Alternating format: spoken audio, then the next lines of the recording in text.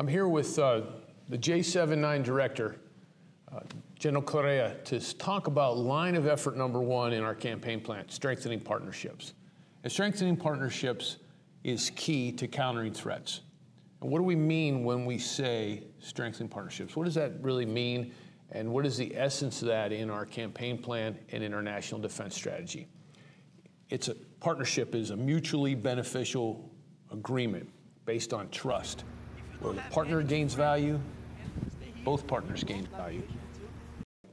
Yes, sir. You said the key thing for partnership is trust, and that's why I'm here in this position, because the U.S. trusts Colombia to have an officer here. And of course, for Colombia, the U.S. is a partner of choice, and we trust each other, and that's why we're working together. So it's a key position being here, because not only that relationship or partnership within the two countries, but also it allows us to see how through exercises, that is a big highway, how U.S. Southern Command goes to the region and take all those officers, NCOs, and soldiers that have been trained or educated with the U.S. and put that knowledge and that doctrine together and work together with interoperability and achieve common objectives. And you're from Colombia, a trusted partner. We also represent in all the other nations that join us here in the command, where we have partners embedded in the command, working together. And in our exercise, we just look here in the lobby that we've got the flags around.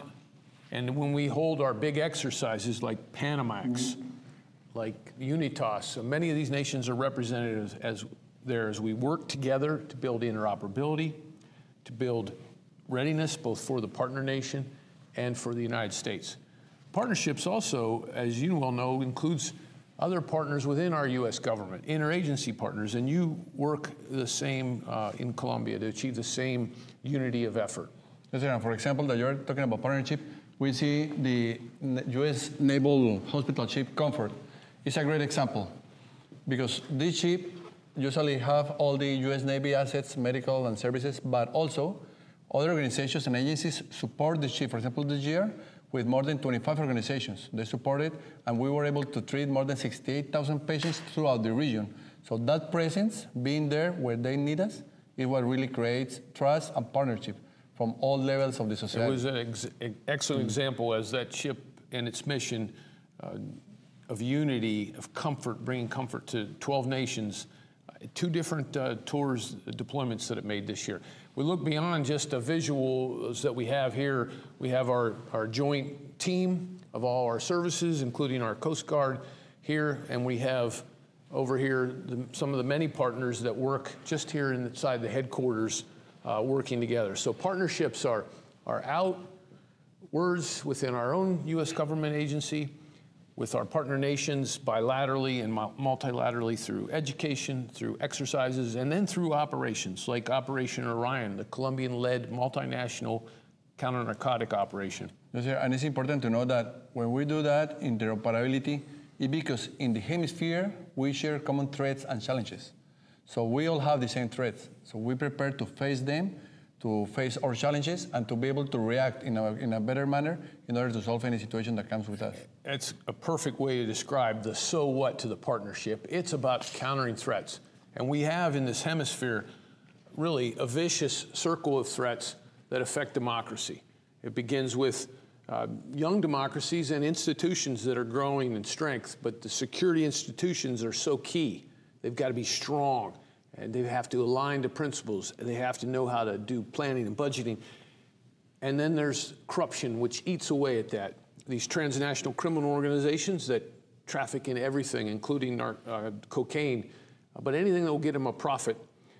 And then preying on all that are malign state actors, external malign state actors and internal. And we have examples of that right here in this hemisphere: Cuba, Nicaragua, Venezuela, and the outside influence of Russia and China in that vicious circle of threats. Yes, sir. Another challenge that we face right now in the region, sir, and that's showing how we work in interoperability, is the immigration situation that is happening right now in the hemisphere.